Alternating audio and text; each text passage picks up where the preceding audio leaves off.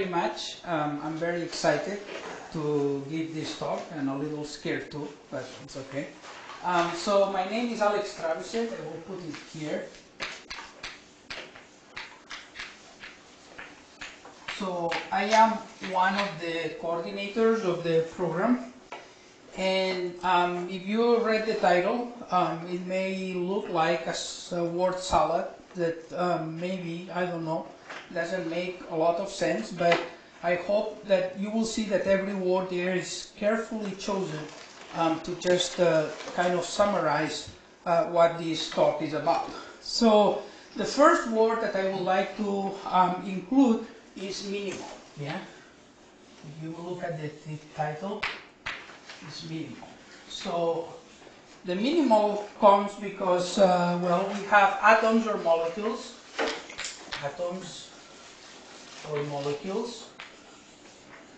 Then there is some place where atoms or molecules become materials. So we all know that atoms and molecules are different than materials. Atoms and molecules have electron orbital.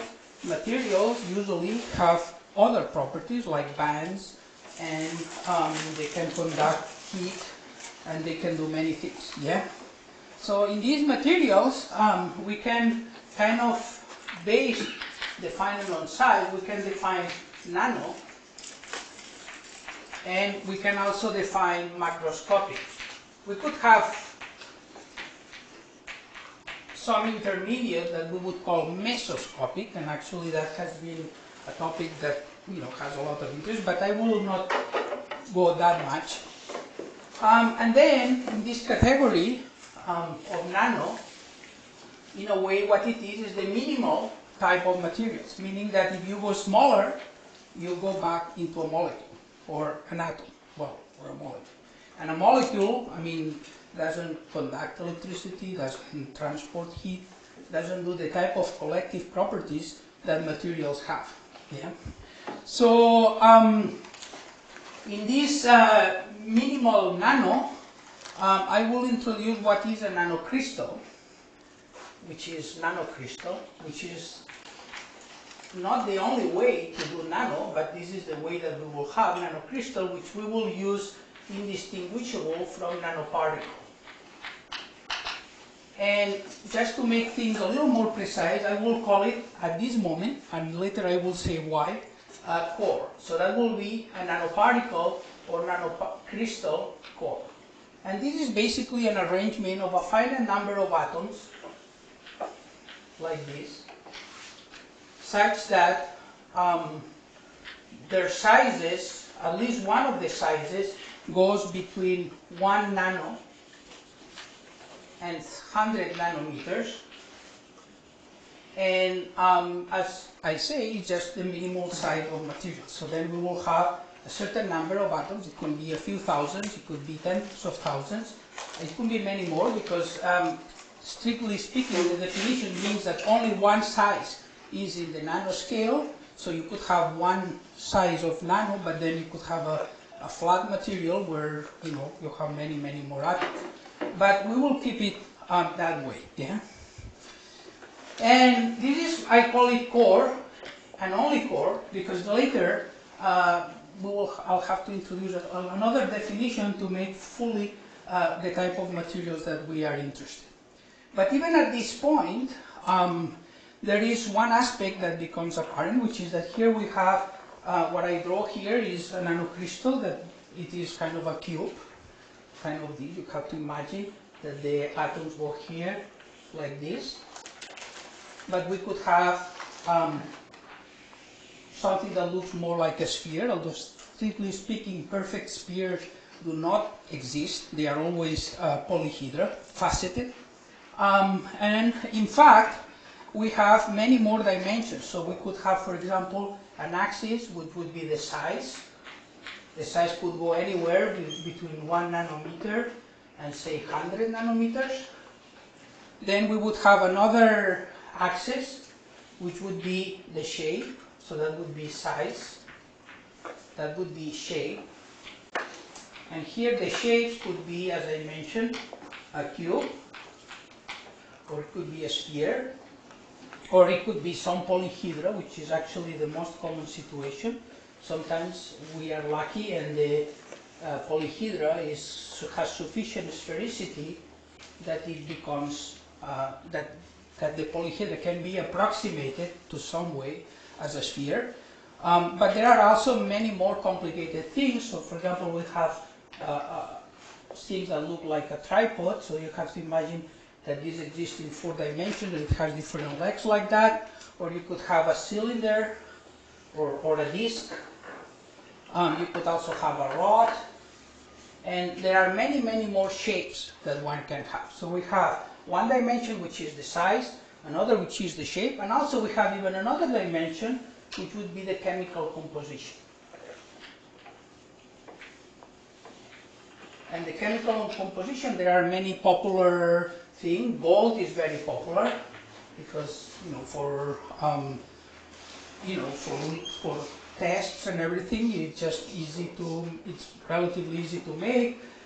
It doesn't deteriorate or anything. But there are many others, like cadmium selenide is a very popular one, which is a semiconductor, or cadmium sulfate, or even the perovskite, to which I will return at some point. So those are examples, and you can have here imagine that the chemical composition goes in many, many different ways. Actually, the number of possibilities is gigantic. Okay. So now, even at this stage, one question that we can ask is how different are these materials that we call nano from these materials that we call macroscopic. And there are some already there, without doing anything else, very important differences. So for example, if you take cadmium selenide, I mean, if you just have a macroscopic material, is a semiconductor, which means, I mean, I already know that people are here that know these things much better than I do, but a semiconductor is basically an insulator with a very small band gap. So we will have here a conduction band, and we have here a valence band, and then there is a gap that it is something like 1.7 electron volts, something like that, for this material. Now, when you go to the nano world, things change. So for example, if you have the same cadmium selenide, but instead of a macroscopic, you have something that looks like a spherical, as I said, it's not strictly spherical, it's more like polyhedra, which is around a diameter of 5 nanometers.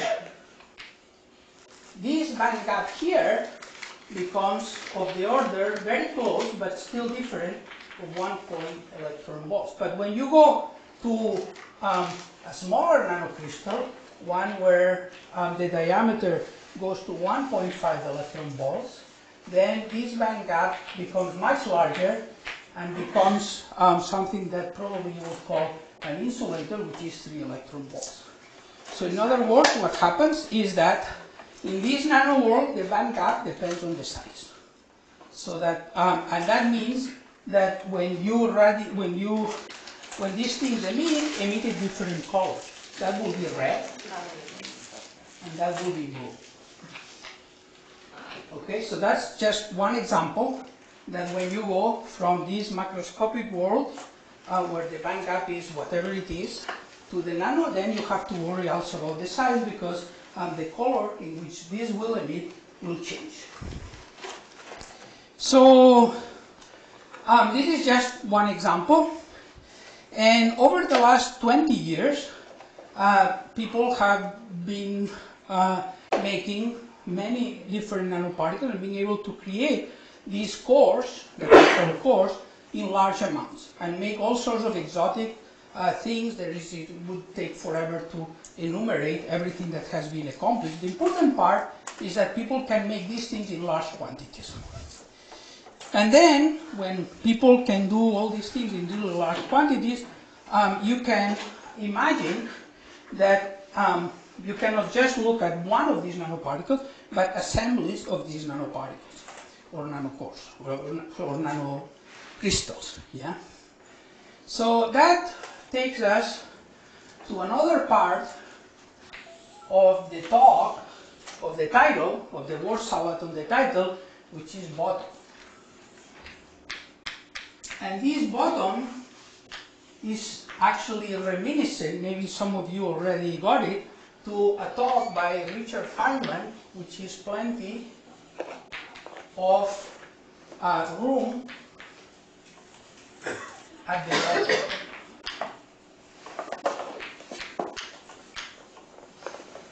And even call it an invitation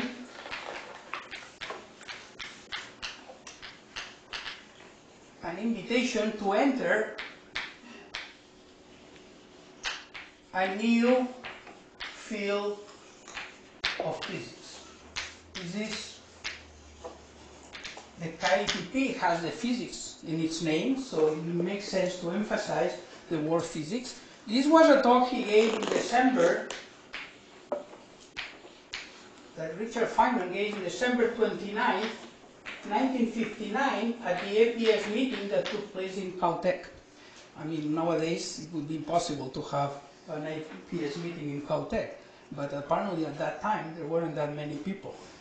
So what he basically considered in that article is the possibility of manipulating matter at the single atomic level, like we would have for an STM. Or build nanoscale machines, or big nanorobots. And this was he envisioned, and that was kind of a visionary visionary talk, in the sense that nothing happened in the next 10 years or 20 years, but in the late 80s, early 90s, this started to take effect, and actually almost everything he predicted was fulfilled. What we are here doing is something that even Feynman himself could not have envisioned, which is to take all these nanoparticles there and then put one here, let's say for example a conductor, take an insulator here, maybe a semiconductor or some other properties, and then make a material that you build not by just synthesizing it from atoms, but you already have these predefined forms.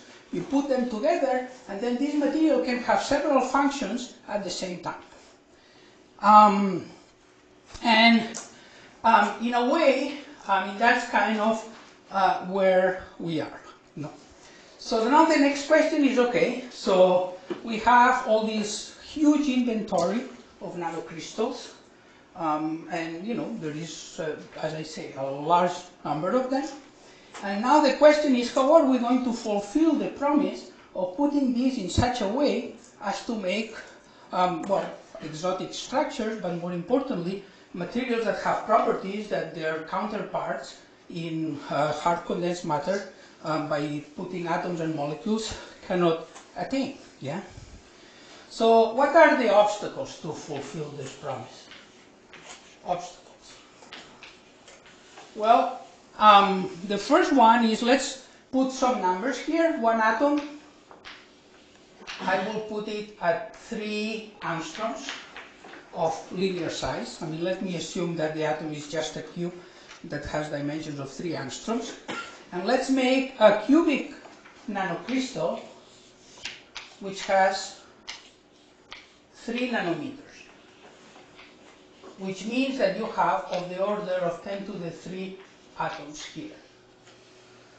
Well, so let's assume that we've generated, or we've made, a huge number of these nanocrystals, and that means that this thing will occupy approximately of the order of 27 nanometers cube, that when you put it in centimeters, it will give you something like 27 10 to the minus 27 centimeters cube.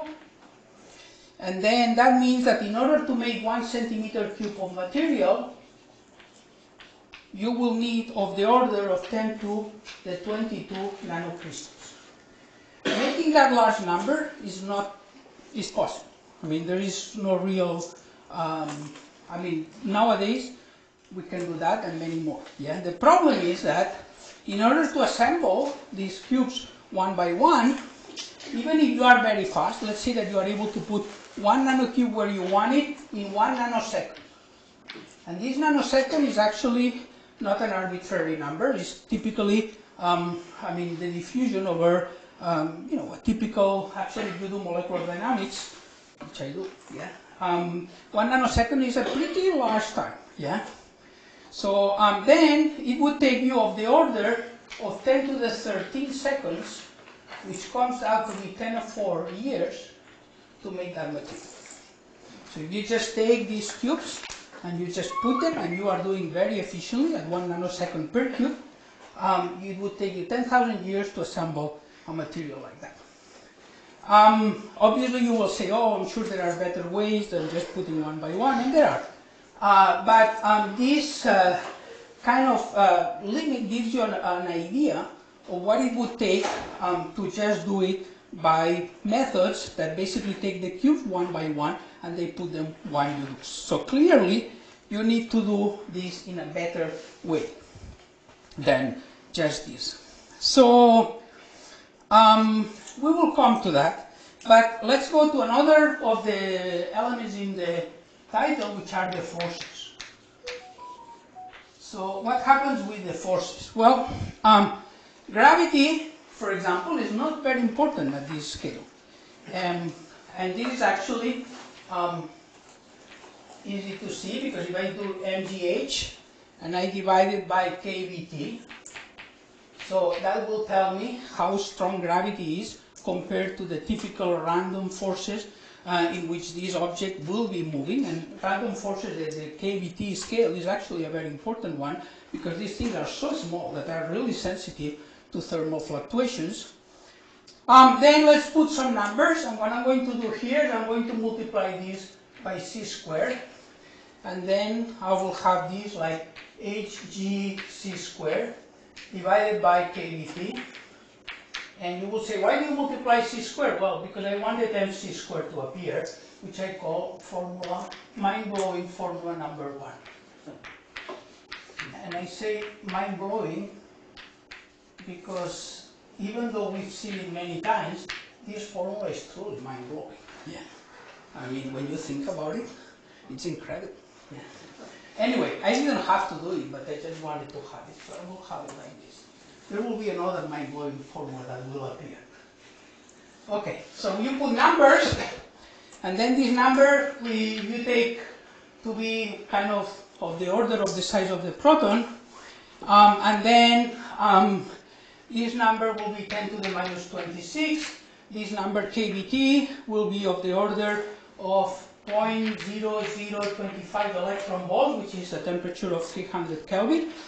This number will, and then you multiply this by n4, meaning the total number of protons that you have there, because there are n cubed protons that comes from here and another n that comes from the size of G. So when you do that, what you will get is that this number is 10 to the minus 14 n to the 4th. And what that means is that if n is of the order of a few thousands, this number is completely negligible compared to this one. In other words, that you don't have to worry that things will fall. Yeah, I mean, they will remain in solution until maybe if they start aggregating and at some point they become large enough, then if they are sufficiently heavy, they will precipitate to the bottom or they will go to the surface. But right now means that gravity, which is an important force, is not going to be important. Another force that we could think about is van der Waals, which is actually a very, very small, almost negligible force when you think about a macroscopic world. But when you go to the microscopic world or the nanoscopic world, what you have is, for example, the interaction between two CH2s is a fraction of a keVT in van der Waals for like 1/3 of a keVT. However, in this world, you can have a situation where there is no other force there. So basically these things attract. And even though it's tiny, they attract a lot. There is no force that prevents them. There is no repulsion. So it's a little bit like gravity in the macroscopic world, that it is very weak, but because there is no repulsion, then everything comes together. So then these forces become very important. And actually, in the original discussion by Feynman, he already emphasized how important van der Waals forces would become when you work at the level of the nanoworld. And they are. And I will show some examples. Okay, so now the next thing is the following. So we understand what are the relevant forces. So van der Waals is a very important force. There are many other important forces, but I will stick to van der Waals. And then gravity doesn't matter. And now the question is, we would like to fulfill this promise, to assemble these materials. So how can we do it? Well, it's actually, if you look at the chemistry, what we have is that this nanomaterial, we already said, is gold, cadmium selenide, cadmium sulfate, or perovskites, and many others. And the interactions are set by nature, whatever they are. So it's going to be very difficult to tune these interactions and make materials out of it. So then what is the strategy? Well, the strategy is just to take a given nanoparticle and then attach to it a molecule. Typically an organic molecule, but there are other options as well, like this. Usually it can be a short organic molecule, like hydrocarbons, or it can be many things. Actually, the inventory of things that you can attach here is, again, gigantic. So, why is that helpful? Well, that's helpful because now, how these two nanocrystals interact is not determined by the core, it's determined by this molecule right here. So now you can tune the interactions and program these things to assemble in any way you want. And at this moment, we introduce the second part. So this is what we call the core. And this is what we call the ligand. So the core plus ligand is what we will call a nanocrystal or nanoparticle. So we have now this situation, and then it basically consists of two parts. There is the core and there is the ligand. And therefore now we come to kind of the first part of this talk, where we have, in real matter, we have nuclei, typically it's number of protons and neutrons. Then we have electrons, which typically they plot it like this. I've been practicing this plot so that it looks like an atom. Then we have bonding, where we have something that looks like this, like you have hybridization of the orbitals like this, and then they form a molecule. And then we have a material, where basically, for example, if you have diamond, they will have these covalent bonds like these, and then they will form a structure that will form a material. Okay, well, I'm not very good at this. Should have practice. Okay, so what we have now is we have an analogy to the periodic table, or the probability of using elements to make materials, where we start with the core. Then the electrons are played by the ligands, because that's what will determine ultimately how things bind and how we control the formation of these new materials. Then what we call an atom will be the combination of this thing with the ligands. Then we will have bonding, which is when these things come together and they form, like, for example, a molecule consisting of two nanoparticles. And then ultimately we will have a material which is an ordered assembly, or not so ordered, of these materials like that. And in a way, that's kind of what justifies this entire workshop, that we've come to this place, and now what we would like to get out of here is answer questions like, for example, what exotic structures that you cannot get with traditional materials, you can obtain by this procedure.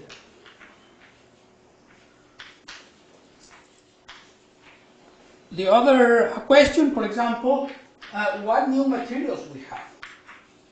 And by that I mean functional properties that these materials have. And I will show a few examples of functional properties that these materials have that that have not been obtained or are very hard to obtain with traditional materials. How to program these materials. So in other words, what ligands and what type of nanomaterials do I need in order that I get structures or materials with given properties? Or go to the inverse properties. That is, you give me a structure or a property, and then I go and I design what are the nanocrystals and ligands that will give me that property. And then there are many other questions that are related to out of equilibrium. These systems, in many cases, they are not easy to equilibrate, and there are many questions and new effects that are related to how these systems exist out of equilibrium. And there are many more questions, but those are, in a way, summarizing the type of questions that we are here in this KITP workshop looking at every single day. If you go through our program week by week, we are pretty much taking these questions one at a time. And we'll culminate with the conference that we will have at the end. So, in a way, that kind of gives you the overview of what we've done, and I would really like to share with you a few examples. Can you just say a little bit about the nature of the bonding of the ligand to the core? Yeah? What about? Let me just give you a few examples because I'm going to elaborate on that a little more. Yeah? So, for example, let me just show you an example. I'm going to erase that part. Yeah. So, one example that this is actually how I got interested in this problem. This is the example I got interested.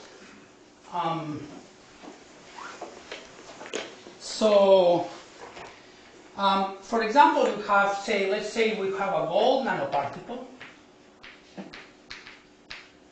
Okay, or gold nanocrystal, where the functionalization is done with DNA. It can be either single-stranded or double-stranded with some sticky end. So it's either single-stranded where the bases are bare, they can, be, or double-stranded which has an end which is not paired. Yeah, so it has double-stranded with a little bit of a single-stranded sticking out at the end. We all know that we have adenine, thymine, cytosine, guanine, so like that. So the idea is that you take now these nanoparticles like that, and you make it such a way that you have two types of nanoparticles, A and B. In such a way that this thing here is complementary to this thing here. So when these things come together, they will recognize and they will hybridize. So using this technique, which was pioneered by names that will all be here, well, not all, Chad Mirkin, Paul Olivisatos, and Oleg Gang, were able to show that in this particular case, by functionalizing with DNA, you can order these nanoparticles into all sorts of different order structures. And I will come back to do one more.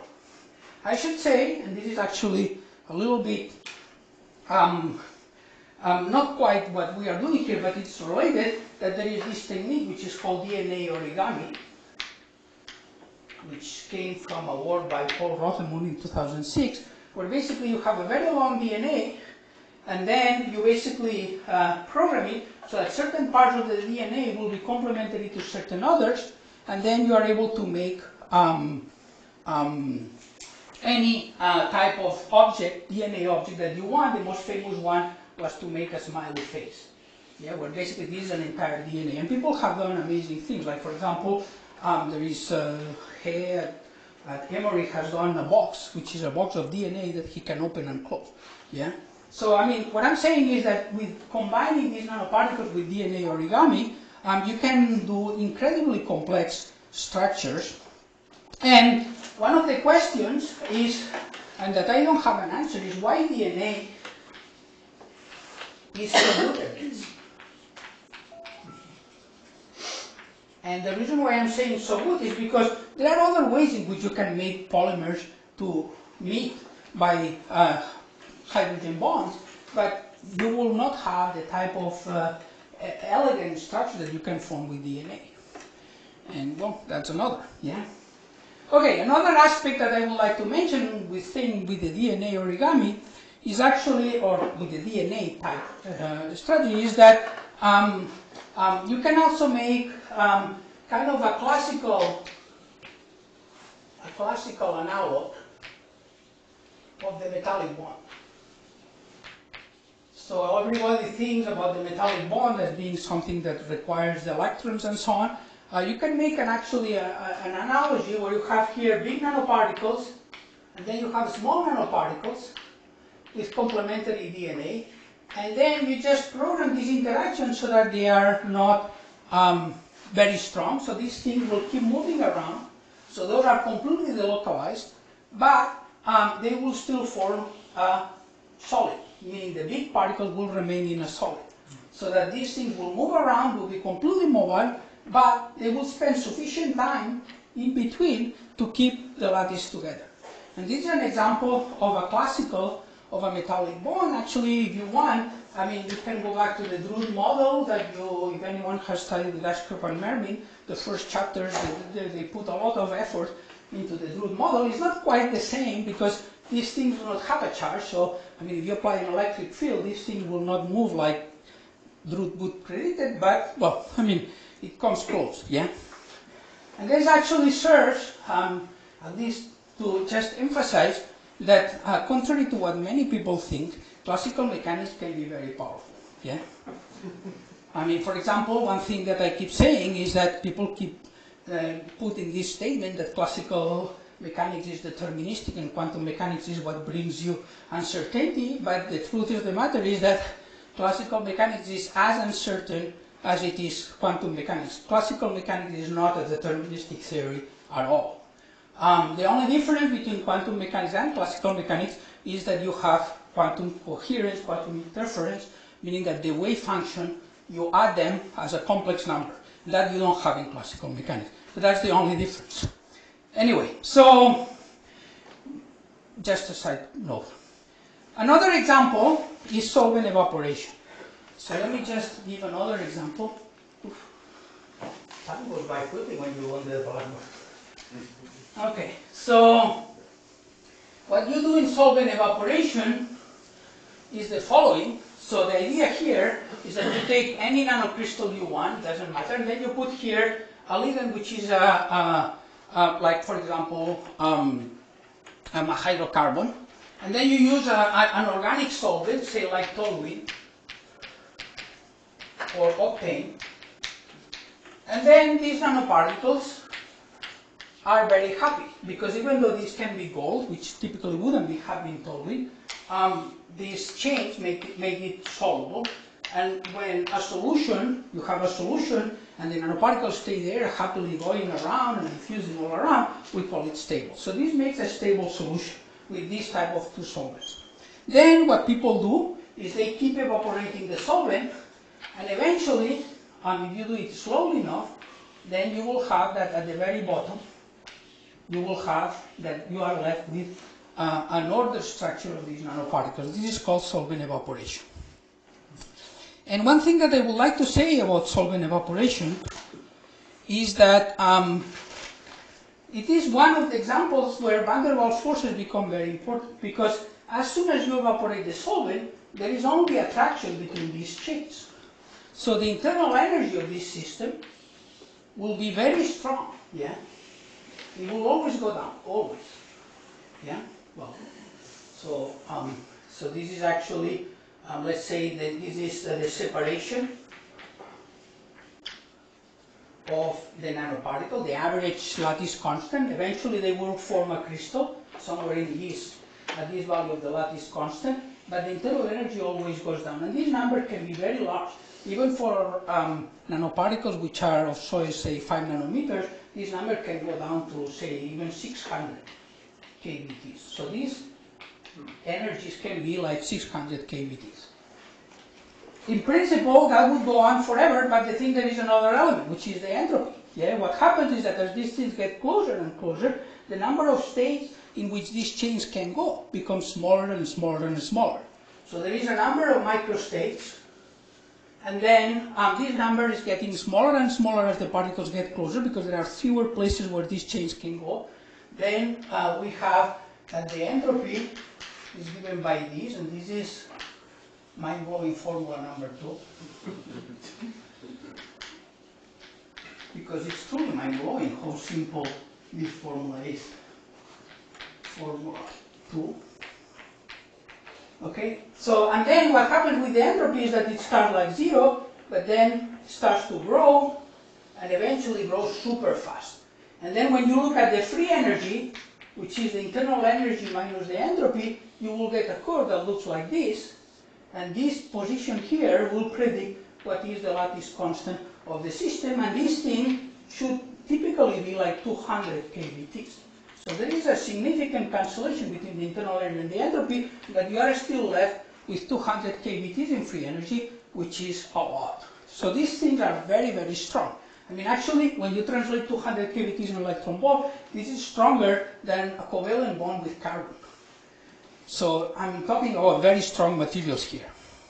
Okay, so there are more examples that you can do. For example, you can imagine that you have different nanoparticles, or different size nanoparticles, or you could even have different shape nanoparticles.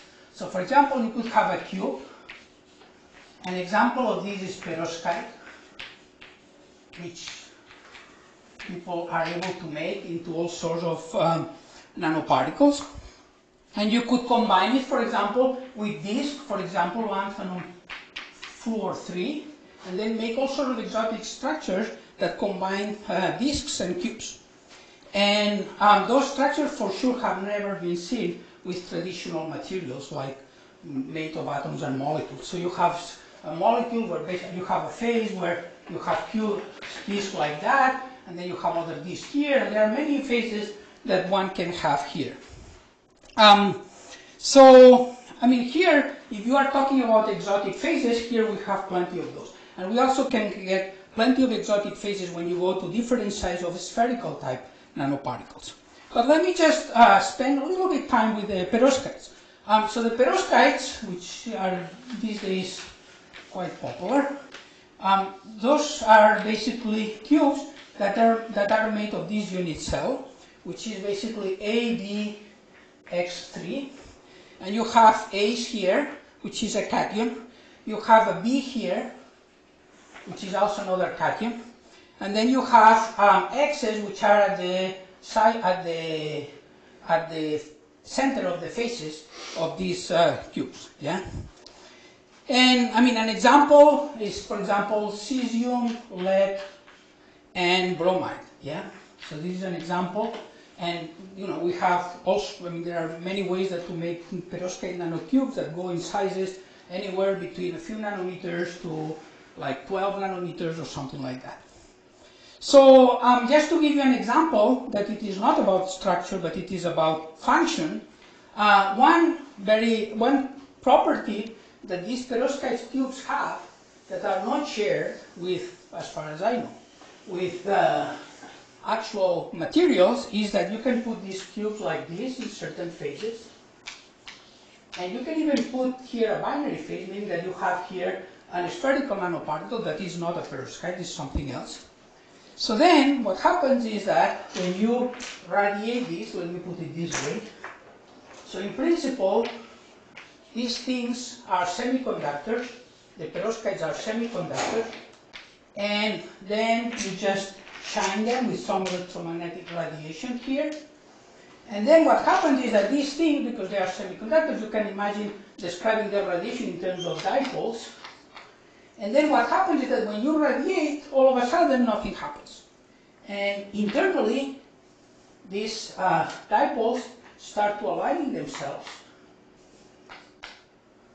And then after a while, after some time delay, they emit a very sharp collective radiation, which is basically a laser. So it's a very sharp radiation that involves not just each of them individually, but all of them collectively.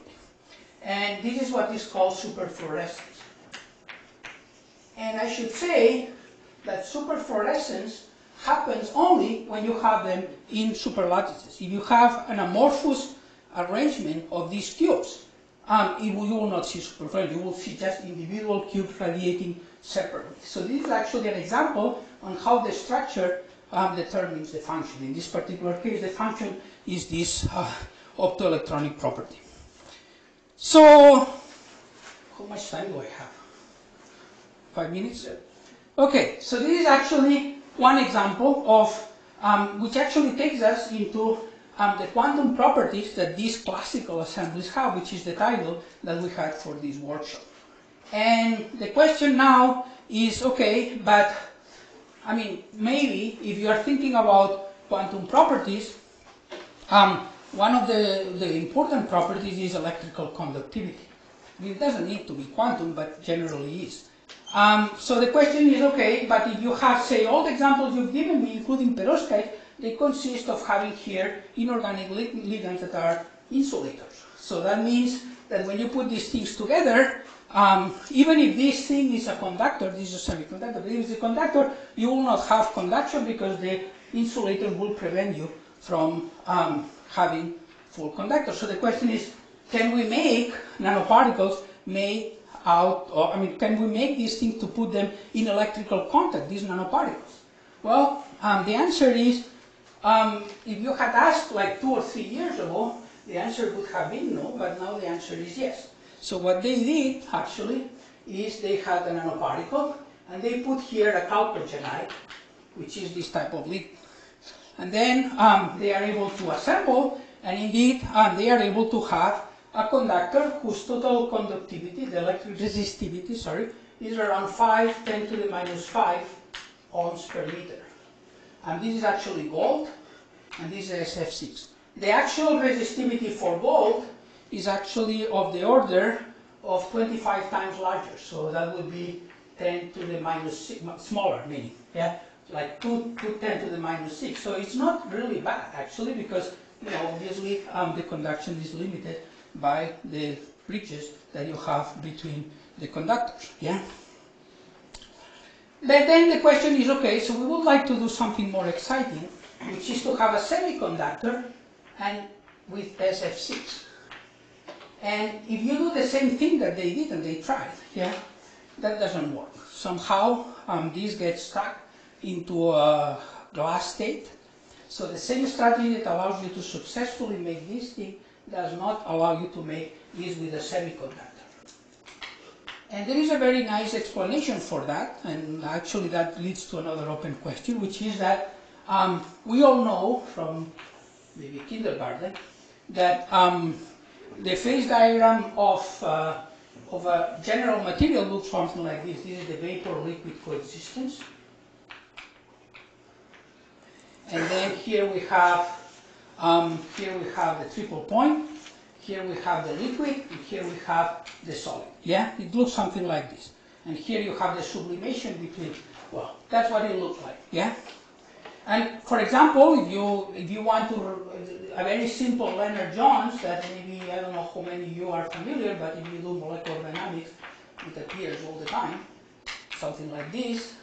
That will give you this type of phase diagram. So very generic potential will give you that. However, if you make this potential more short range, so this is the what it looks like, the Lennard-Jones potential. But if you make this potential more like this, something like this, so there is not that much of a tail, so it's a more short range potential, then this phase diagram changes. And this phase diagram becomes something that looks like this. So here we have it. So this phase here just lifts, and then the liquid becomes metastable right here, and then when you go here, you have a glass. And then what happens here is that when you are in a conductor, you can map this model here, so you are in this region and you have successful assembly. You can even see the experiment, these two fluid phase separation. But when you try to go to the, so you can map this to the dielectric constant, and when you get the dielectric constant sufficiently small, then you get into the glass, and that's the reason why you cannot make this semiconductor superlattice happen. Okay, so I have one more example that I would like to bring, and that takes us to my last example, which is related to other properties that you can make with these superlattices or nanoparticle assemblies. So the idea is that, it will be kind of brief, but if you have a nanoparticle that looks like a horseshoe, like this, something like this, yeah, then with a gap here, you will have a magnetic constant which is negative. Magnetic permittivity which is negative. If you assemble these things sufficiently clever enough, you can make the dielectric constant to be negative. And then what you will have is a material that has a negative index of refraction. And then what happens when you have well, this is what we all learn, probably again in kindergarten, that you have, and then there is refraction here, and it goes like something like that. When you have a negative material of reflection, what you will have is that this will go like this, and then refraction will be like this. So basically, it will kind of reflect. And you will also have the odd situation where the vector k and the pointing vector, the energy flux, will be in opposite directions. So, what can you do here? Well, I mean, that's another of the metamaterial. So this is what is called a metamaterial, which is to take nanoparticles that are shaped like that and design in such a way that will also have negative dielectric constant, and in this way realize a negative index material. This has been achieved, but not through assembly. Okay? And I will conclude here with another example, which in a way summarizes a little bit where we are going with all of this. Yeah, which you already summarized there, but I will just make it a little more concrete here. So one of the goals that we would have, I don't want to erase the mind-blowing formula, because it's truly mind-blowing.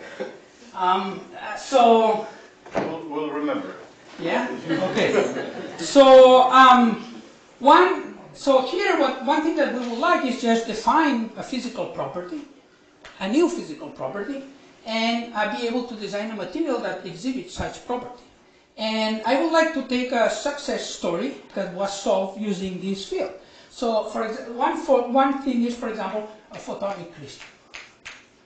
So, a photonic crystal comes from, a paper that was written like in the late 80s that showed that if you have, you are able to basically put objects in diamond structure of the correct size, you will have a photonic crystal. A photonic crystal basically means that you shine light and it will only let through certain frequencies. Okay, it will block certain frequencies. It will be kind of an insulator for certain frequencies that you choose. So that, despite a lot of work in the assembly community to make such a diamond structure, and Mark knows a lot about it. You've seen that work. Well, it turns out that this problem was solved a few years ago by using DNA origami. So basically what they did is they put a nanoparticle here, they made a tetrahedra where this is DNA origami, and they stick the nanoparticles in this particular way. And then, once you've done that, with a lot of ingenuity, you can put here some complementary DNA strands, and then you can assemble this tetrahedra in such a way that if this is the unit cell, you can see that they have 4 valence 4, so it basically becomes a big carbon atom, an sp3 type carbon atom, and then you will have here nanoparticles that are ordered in a diamond structure.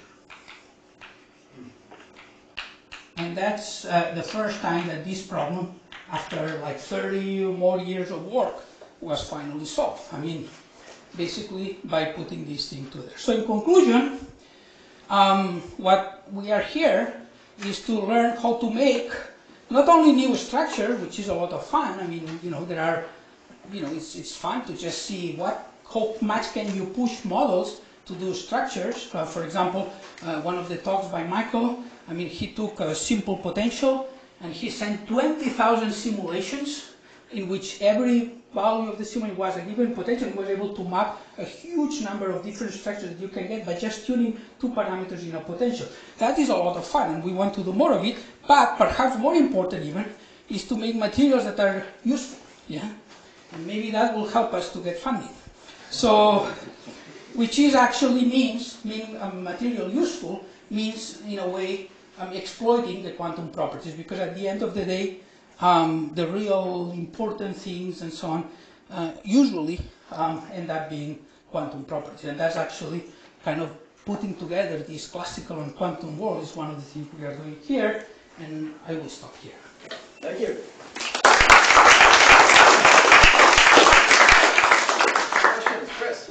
So 20 years from now, what would be the useful material I could buy on Amazon? Well, Optimistic scenario.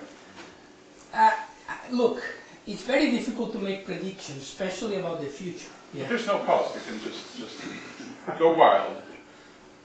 I mean, if you had asked me what ChatGPT would be able to do today, you asked me 10 years ago, I would have never imagined. Yeah. So the answer is that, to be honest, I don't know. But I'm pretty sure it will be mind-blowing. And you went to a great kindergarten, obviously. That's What? That's a great kindergarten. Well, that they teach it to me doesn't mean that I learned it. Yeah.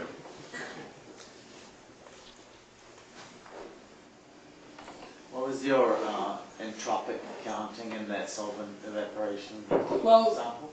what do you mean counting? Well, the No, counting how you so you have here, your chain, and then as you evaporate the solvent, the van der Waals attraction brings these things together, because the van der Waals attraction always goes down, no matter how close you get to the.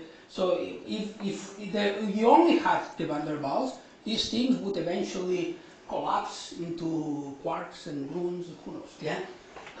What happens though is that when you start doing that, there are very few configurations for this change to go, yeah? So what you have to do, one thing you can do is just, okay, put 2 nanoparticles with grafted ligands here, put them very close, and then try to build the three-dimensional structure where you have all these ligands. And you will see that randomly you will never be able to do it, because the chances of having these ligands without overlapping each other are basically 0. Yeah. So the entropy cost is basically the total number of configurations where these ligands can exist without overlapping on each other, and the number is very, very small. Yeah. I mean, we do it with numerical simulations. There are ways to do this. I mean, at the end, yeah. But if you try to do it just, okay, let's try to see what happens. It's very hard. Yeah. Because it's This is also why I was asking, what's the potential of the ligand binding? You're portraying it as the ligand can't move. So the ligand is basically something like this. Let's put the simplest case. So you will have CH2s, yeah, and then you have another one. No, binding to the particle, binding to the core. No, they are not. Oh, here, this is a covalent bond. So yeah. typically what you have is most likely a sulfur, and then goes to gold, and then this is CH2 like this. This is covalently bond. I mean, there are some problems where people make it dynamical, but most commonly it is a very strong covalent bond that you cannot snap. Okay. Yeah. Thank you. So this is a thiol group that is the most common. I mean, Sarah knows better than I do. So if they said something wrong, just tell them. No, but I did have a question. So. In the beginning of your presentation, you sort of equated the terms nanocrystal and nanoparticle. Okay. And depending on who you talk to, some people don't like to have those grouped together, because nanoparticle would be more inclusive of amorphous materials, or those with crystallographic defects that you can't easily define. And so this is, I guess, a philosophical question for you. Do we lose anything by equating those two terms? I agree with you, and I would prefer to use nanoparticle for the system that consists of the core and the ligand, and keep nanocrystal for those cores that are crystalline. But when you look at the literature, I mean, overwhelmingly, the people use these two terms indistinguishably. Yeah, they do. It's sort of frustrating for me sometimes. So I'm not really pushing for anything. I'm just following what I see in the literature. Yeah, so that's all I can say. Yeah. Yeah. And so I'm part of the other program, yeah, I know. And I would just like to highlight an overlap, a possible overlap. So, I mean, what in our field is done much today is not using ligands, but using just like start from the crystal, exfoliate to the monolayer and reassemble using van der Waals forces, but there is no ligand at play. Okay. So it's like, we call it Scotch tape technique, but there's much more advanced versions of it where just from a crystal you sort of take single layers, monolayers, put it on a place, take from another crystal another, even define the rotation angle, place the second, take the third, whatever. So that's a huge field in our domain. It can create topological materials, can create strange metals, can create all sorts of things, but there is absolutely no ligand. It's not in a solution. So is that included in your field, or is something you don't know about? Or I mean, we can really, I think that would fall into the category of lithographic type assembly. And that's kind of... It's of course not. What? It's not lithography. So, but basically from what you are saying, I mean, how do you... I don't know the details. I It's mean, assembled usually... by the person. What? It's assembled by the person who does it, or by sort of a mini machine. It's not self-assembled, because it's not in solution, but it starts from a nanocrystal, if you will, because a monolayer or a tri-layer or something is a nanocrystal. Well, and then it's just reassembled. So I think it's very similar to what you are doing, but it's totally different technique. I mean, my limited knowledge of, I mean, that happens a lot. I mean, let me put it this way. This is a huge field, and one of the reasons why we wanted to have this workshop is because people come from many different places, and sometimes, and quite often actually, we don't know what one person is doing and what other is doing. My understanding, but probably I'm wrong, is that this type of methods, I mean, the reason why it's part of, for sure, I mean, at the end it doesn't matter how you get there, yeah? I mean, if you get the material you want, I mean, it doesn't matter whether you get it for assembly or you get it for whatever, yeah? But my understanding is that in general, these techniques are not very programmable, in the sense that the programmability comes from the ligands here, yeah? So that is what allows you to change the bare interactions that these things have and make it into interactions that work for you, yeah?